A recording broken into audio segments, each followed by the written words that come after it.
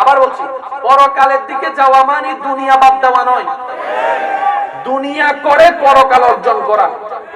অনেক মানুষ আমরা পরকাল অর্জন করতে গিয়ে দুনিয়াকে একদম পুরা একদম ছেড়ে দিই। এটা ঠিক বার বলেন? আমরা যে জগতে আছি এই জগতের নাম কি? পৃথিবী। এই জগতের নাম কি? জোরে জোরে।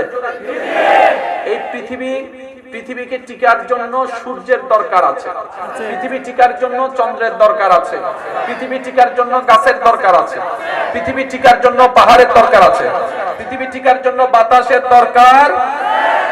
এই পৃথিবী, এই সূর্য, এই চন্দ্র, এই মঙ্গল গ্রহ, এই আপনার নেপচুন, এই প্লুটো, এই শুক্র গ্রহ, এই বুধ গ্রহ, এই ইউনিভার্স আগে সবগুলা ছিল একরকম।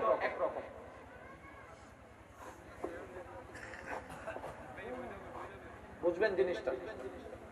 এখন পৃথিবী আলাদা, সূর্য আলাদা, চন্দ্র আলাদা, মঙ্গল গ্রহ আলাদা, একসাথে না আলাদা আলাদা। কিন্তু একটা সময় ছিল কিচ্ছু আলাদা ছিল না, সব এক ছিল। সূর্য এটার ভিতরে, পৃথিবী এটার ভিতরে, মঙ্গল গ্রহ এটার ভিতরে, বুধ গ্রহ এটার ভিতরে, এভরিথিং এটার ভিতরে।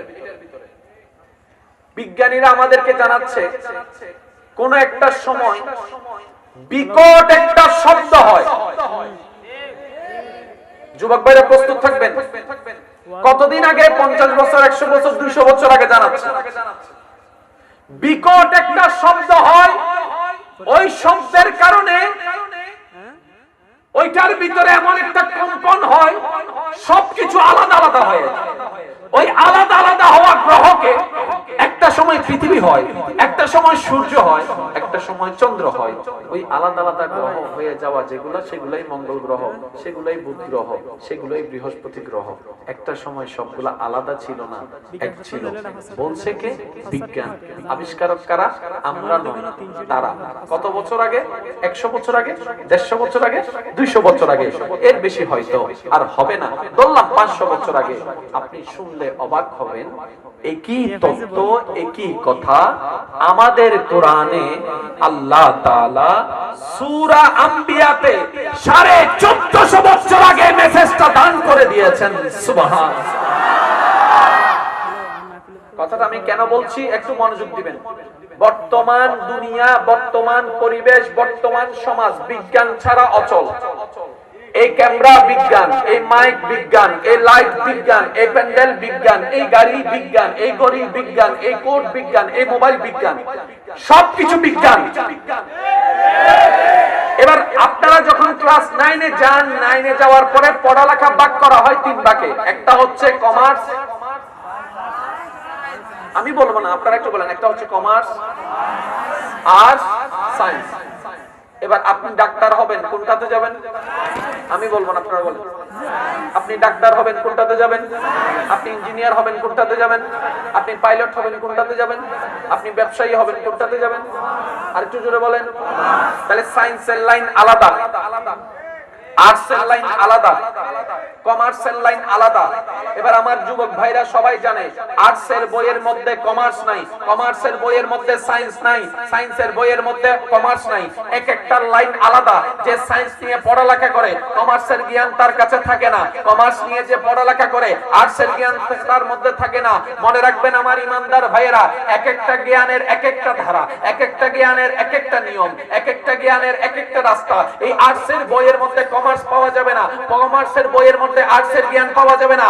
স্বতন্ত্র একটা মাত্র আল কোরআন, যে কোরআনের মধ্যে আর্টসের কথা আছে, কমার্সের কথা আছে, সায়েন্সের কথা আছে, রসায়নের কথা আছে, পদার্থের কথা আছে, গ্যালাক্সির কথা আছে, আসমানের কথা আছে, জমিনের কথা আছে। সুবহানাল্লাহ, সুবহানাল্লাহ, সুবহানাল্লাহ। জমিনের কথা আছে, গ্রহ জগতের কথা আছে, সৌর জগতের কথা আছে, গ্রহের কথা আছে, নক্ষত্রের কথা আছে, ইউনিভার্সের কথা আছে, গ্যালাক্সির কথা আছে, ইহকালের কথা আছে, পরকালের কথা আছে, কবরের কথা আছে, হাসরের কথা আছে, জান্নাতের কথা আছে, জাহান্নামের কথা আছে, ফেরেশতার কথা আছে, জিনের কথা আছে, প্রকাশ্য যারা তারও কথা আছে, অপ্রকাশ্য গোপন যা তারও কথা আছে কোরআনে। এই ইসলামের সাথে শুধু পরকালের কানেকশন নয়, এই ইসলামের সাথে ইহকালেরও কানেকশন আছে, পরকালেরও কানেকশন আছে। আমরা আমরা বেশিরভাগ সময় মাথায় বসাই নিয়েছি ইসলাম পালন করা মানে জান্নাত পাওয়া, জান্নাতের সুখ পাওয়া। নয় রে ভাই, নয়। ইসলামটা শুধু পরকাল কেন্দ্রিক নয়, ইসলামটার মধ্যে পরকালও আছে, ইসলামের মধ্যে আপনার দুনিয়াও আছে, ইসলামের মধ্যে জান্নাতের বিষয় আছে, ইসলামের মধ্যে কবরের বিষয় আছে, ইসলামের মধ্যে হাসরের বিষয় আছে। এই ইসলামের মধ্যে আপনার মানব জীবনের 24 ঘন্টা কিভাবে চললে আপনার উপকার হবে সেটার ব্যবস্থাও আছে। আমরা যদি একটু আল্লাহ পাকের কালামটা খেয়াল করি, রব্বে করিম আমাদেরকে যখন দোয়া শিখাই দিচ্ছেন, কারণ আমরা আছি দুনিয়াতে। এবার আমাদের যেহেতু দুনিয়ায় বসবাস, আমাদের দুনিয়ার দরকার আছে। তো দুনিয়ার মধ্যে তো জান্নাত নাই, দুনিয়ার মধ্যে তো কবর নাই, দুনিয়ার মধ্যে তো হাসর নাই, দুনিয়ার গুলা আলাদা, পরকালের গুলা আলাদা। এবার দুনিয়াতে যেহেতু আছে আমাদের খাবারের দরকার আছে, দুনিয়াতে যেহেতু আছে আমাদের শরীরের সুস্থতার দরকার আছে, দুনিয়াতে যেহেতু আছে আমাদের কাপড়ের দরকার আছে, দুনিয়াতে যেহেতু আছে আমাদের বউয়ের দরকার আছে, দুনিয়াতে যেহেতু আছে আমাদের স্বামীর দরকার আছে, দুনিয়াতে যেহেতু আছে আমাদের সন্তানের দরকার আছে, দুনিয়াতে যেহেতু আছে ব্যবসার দরকার আছে, দুনিয়াতে যেহেতু আছে চাকরির দরকার আছে, দুনিয়াতে যেহেতু আছে সম্পর্কের দরকার আছে।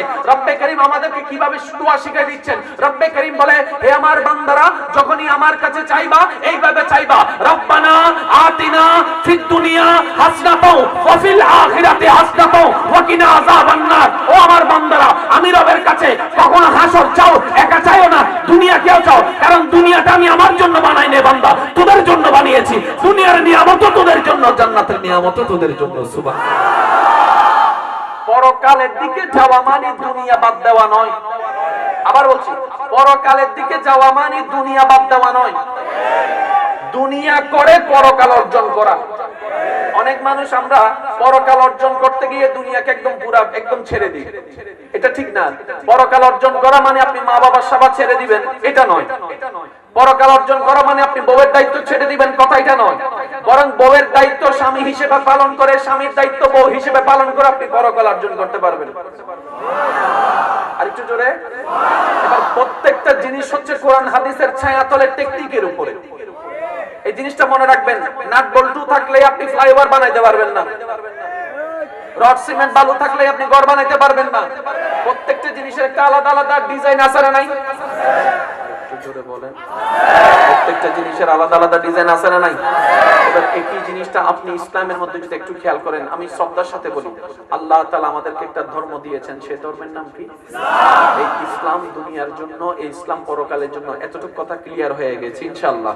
এবার বলেন, এই দুনিয়ার মধ্যে আমাদের 24 ঘন্টা আছে না নাই? এই 24 ঘন্টার ভিতর সকাল আছে, দুপুর আছে, বিকেল আছে, সন্ধ্যা আছে, রাত আছে না নাই?